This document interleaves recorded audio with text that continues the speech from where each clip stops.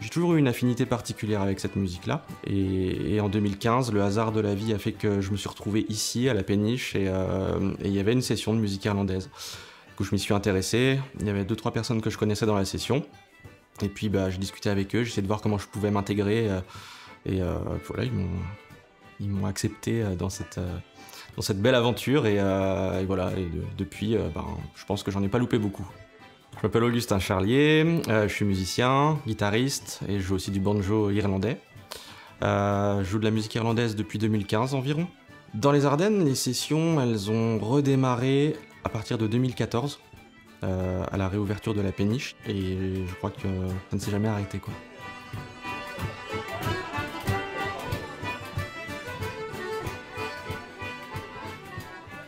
Alors une session irlandaise, il faut bien comprendre que c'est pas une jam session, c'est pas un concert non plus. Parfois on entend souvent pourquoi les musiciens sont autour d'une table, pourquoi ils tournent le dos au public, mais parce que c'est pas un concert. En fait, c'est quelque chose qui est profondément ancré dans la culture irlandaise. Les Irlandais ont vraiment cette volonté de sauvegarder ce patrimoine musical qu'ils ont. Et dans les pubs en Irlande, on entre, et bien souvent, sur la gauche ou sur la droite, il y a une table réservée aux musiciens, en fait. Et c'est quelque chose qui fait partie intégrante de leur culture. C'est très très important. Voilà. Et donc, une session irlandaise, c'est pas une jam dans le sens où il y a des codes. On n'arrive pas avec son instrument, avec n'importe quel instrument, et il n'y a pas trop d'impro. Il peut y avoir une toute petite part d'improvisation, mais voilà, il y a des codes, il y a des règles. C'est quelque chose qui est très codifié. Il faut en avoir conscience. Et puis, et c'est pas un concert dans le sens où en fait, au-delà de la musique, ce qui est vraiment important, c'est c'est le lien social. On vient rencontrer ses amis, on vient boire un verre, on discute, et puis entre tout ça, on va jouer un morceau de musique ensemble. C'est ça en fait la session de musique irlandaise. Alors musicalement, comment ça se passe? Il y a ce qu'on appelle un leader, un meneur de session, un ou deux, voilà, qui vont s'assurer justement du bon déroulement de la session de manière générale, que ce soit humainement, musicalement, voilà. Et puis, il y a un répertoire commun. On peut aller dans n'importe quelle ville, dans n'importe quel pays même. Si on va dans une session de musique irlandaise, il y aura peut-être quand même quelques morceaux qu'on va connaître, en fait, des grands standards. Si un musicien joue un morceau que je ne connais pas, déjà je vais pas jouer ou faire n'importe quoi dessus. Je vais écouter. S'il me plaît, je l'enregistre. Au mieux, je lui demande le nom à la fin de son morceau, et puis je l'apprends chez moi, et je serai ravi de le rejouer la fois suivante avec lui. Maintenant, avec Internet, on retrouve des traces écrites, quelques partitions, il y a des sites qui répertorient tout ça, mais néanmoins, c'est une musique de transmission orale, c'est une musique traditionnelle de transmission orale. Quand on va en Irlande, dans la rue, ça joue partout, et dans les pubs, c'est extraordinaire, en fait. Ils ont vraiment cette culture de la musique irlandaise, quoi. C'est... Ouais, dès le plus jeune âge, quoi, 6-7 ans, allez hop, ils jouent le tin whistle, la petite flûte, là, et en fait, ils ont un niveau extraordinaire, déjà, quoi. C'est vraiment impressionnant, c'est difficile à décrire, parce que faut vraiment le vivre pour se rendre compte de l'importance que ça a, quoi. Dans l'histoire de l'Irlande, les Irlandais ont tellement préservé ce patrimoine, euh, ils l'ont rendu tellement moderne, en fait, tellement vivant, que ça s'est exporté, en fait.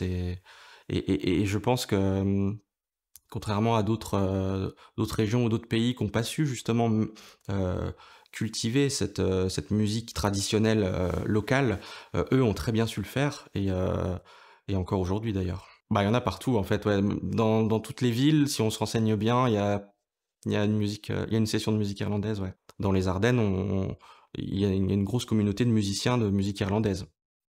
Et l'aspect quand même intéressant des Ardennes, c'est qu'en fait, on est un peu au cœur du Nord, Reims, la Belgique, le Luxembourg. Et du coup, il est pas rare de voir des musiciens d'autres départements, voire d'autres pays qui viennent à la session de Charleville, quoi. Donc c'est très riche. Il y a une communauté d'Irlandais qui réside en Belgique, et donc il est pas rare ici de voir des Irlandais qui viennent à la session, et de très bons musiciens, pas forcément connus, mais d'excellents musiciens. De toute façon, ils sont tous bons. Ils sont tous bons. Et c'est chouette. C'est toujours un bon moment, et voilà, c'est toujours très, très sympa d'échanger avec eux.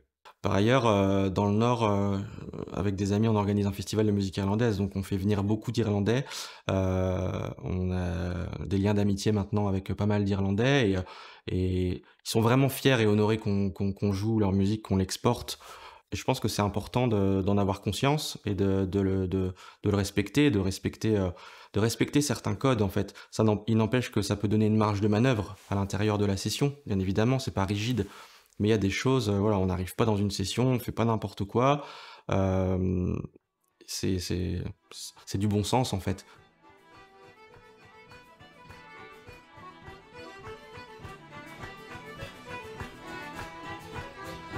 Il peut y avoir des sessions très intimistes à 2 ou 3 personnes, et puis il peut y avoir des grosses sessions avec 15, 20 musiciens, voire plus. Et là, c'est la fête, voilà, les gens tapent dans les mains, tapent du pied. En tout cas, ce que j'ai toujours remarqué, c'est que dans n'importe quelle session, euh, qu'elle soit la plus intimiste possible ou alors que ce soit la fête, il y a toujours, si ça fonctionne bien, quelqu'un qui va taper du pied ou hocher de la tête. Et c'est une musique comme ça qui est vivante, qui peut être enfin cet aspect vivant peut être discret parfois, mais en tout cas c'est systématique. Il peut y avoir du chant, c'est pas le principal, ou en tout cas peut-être des chansons de pub, etc. Mais enfin en même temps, si ça c'est possible. En fait, tout est possible. On parle souvent de suites de morceaux.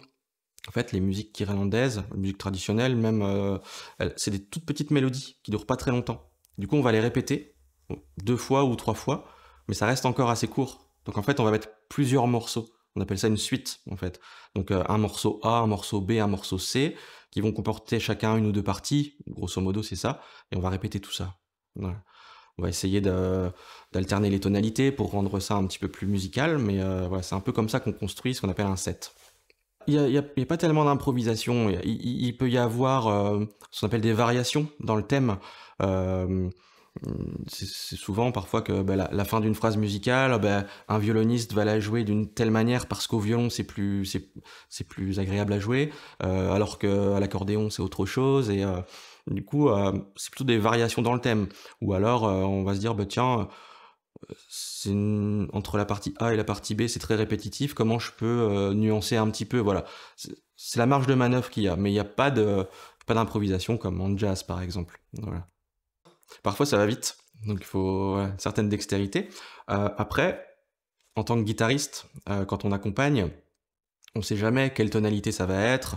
Alors, si les musiciens sont à l'aise dans ce qu'ils jouent, ils peuvent entre deux crier la tonalité, voilà, et ça aide les accompagnateurs. Mais sinon, il faut être vif et ça fait travailler l'oreille pour le coup. En 2 secondes, on doit trouver la tonalité qui correspond au morceau qui est en train d'être joué. Donc ouais, ça peut être un challenge en tant qu'accompagnateur. Et c'est du travail parce que ça se fait pas comme ça, hein. C'est beaucoup de travail, c'est du temps, c'est travail sur l'instrument, mais du travail de recherche de morceaux parce que quand on joue de l'accompagnement, bon ben on travaille son rythme, on travaille enfin voilà son instrument, mais quand on est musicien soliste avec un instrument soliste, on va rechercher des nouveaux morceaux, donc on écoute plein d'albums, on écoute des enregistrements de sessions qu'on a pris par-ci par-là, on essaye de créer des sets, ce que je disais tout à l'heure. Ah ben là c'est en la mineur, on va passer en sol, enfin voilà, on essaye de trouver comme ça des choses qui harmoniquement sont intéressantes. Donc ça prend du temps et ça demande un investissement. Voilà, c'est pas simplement bah c'est le troisième dimanche du mois, on vient jouer un petit peu, quoi. Non, non, quand on veut, en tout cas quand on veut le faire bien, ça veut pas dire que les personnes qui prennent juste leur instrument et viennent jouer quelques morceaux, c'est pas bien. Mais en tout cas, on essaie de pousser le truc toujours un peu plus loin, quoi.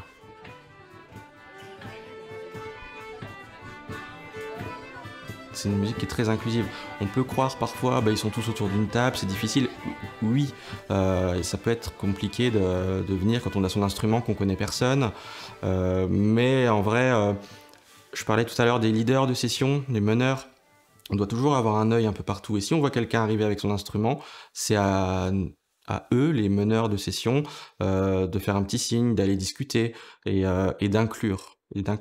Et s'il y a quelqu'un qui joue plus lentement, c'est de se dire, ok, là on a fait des morceaux qui sont un peu plus rapides, mais il y a quelqu'un là qui a peut-être quelque chose à proposer et qui joue plus lentement. Donc, on doit être garant en fait de tout ça. Euh, Il y a c'est une forme de respect tout simplement, quoi. S'il y a des nouveaux musiciens qui arrivent, il va y avoir un moment où ils vont avoir la place. Donc on va leur laisser la place de jouer leurs morceaux très tranquillement, ça va reposer un peu les choses. Et puis après, ben, on va aussi ne pas se priver de jouer les morceaux qu'on connaît au rythme qu'on connaît, pour leur donner la possibilité aussi d'accéder à ça et d'enregistrer et de leur travailler pour la fois suivante. C'est toujours un équilibre, en fait, on est toujours sur le fil, essayer de gérer au mieux ce moment, quoi, pour le plaisir de tous. Mais en fait, quand ça tourne bien, ça s'auto-régule et tout le monde est attentif à ça, quoi. C'est vraiment l'essence même. Je parlais tout à l'heure de lien social. Enfin, c'est le contact humain, c'est le rapport humain. Et si t'es dans un entre-soi autour de ta table et que tu regardes personne et que tu fais tes morceaux, ça n'a aucun intérêt, aucun sens. Et le contact avec le public, c'est pas un concert, on n'est pas là pour se faire applaudir, mais bien évidemment, les gens qui prennent du plaisir et qui applaudissent, ben déjà, on est super content. Et un petit signe de la tête, ça mange pas de pain et c'est, voilà, c'est du bon sens. Il y a beaucoup de personnes qui appréhendent, qui n'osent pas franchir le pas de se dire bah, j'ai mon instrument, ça m'intéresse. Et ben, qui viennent discuter avec nous parfois en fin de session et qui disent mais en fait j'ose pas quoi, ou qui restent à côté, qui ont même parfois leur petite flûte dans leur poche. Et on a juste envie de leur dire ben, faites juste l'effort d'apprendre un morceau, ça va pas vous prendre beaucoup de temps et même si vous vous trompez, c'est pas grave. Et ben, bienvenue, venez vous asseoir à notre table. Et ça, j'aimerais pouvoir le rendre, le démocratiser un petit peu plus, quoi. On est toujours vigilant à ça et en tout cas à Charleville, c'est vraiment le mot d'ordre, quoi. C'est l'inclusion et bienvenue, quoi.